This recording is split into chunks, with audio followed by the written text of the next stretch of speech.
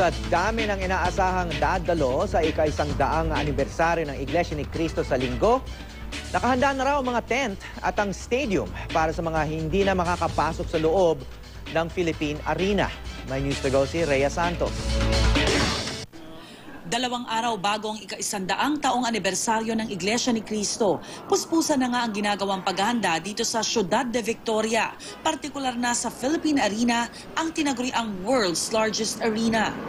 Inaasahang mapupuno ang 55,000 seats sa loob ng arena, kung saan gaganapin ang tanging pagsamba na pangungunahan ni Executive Minister ka Eduardo Manalo ng alas 7 ng umaga.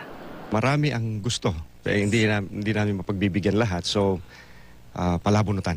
Meron tayong gagamiting Philippine Sports Stadium, 20,000 ang i-accommodate doon. Sa labas naman, meron tayong mga overflow tents. At dahil nasa mahigit 2 milyon umano ang darating na kaanib ng INC, nag-set up na rin ang mga monitor sa labas ng arena.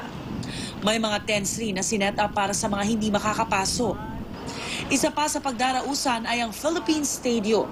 Dito, 20,000 naman ang seating capacity nito. Bagamat hindi pa tapos, safe naman na raw itong gamitin. Ngayong araw may mga rehearsals at ensayo na gagawin. Gaya na lang ng mga choir members na madaling araw pa lang ay nandito na. Bukas pa lang may mga dadagsan ng kapatid ng INC, kaya naman naghihigpit na rin ang seguridad dito para naman sa maayos na selebrasyon sa darating na linggo. Rhea Santos, GMA News.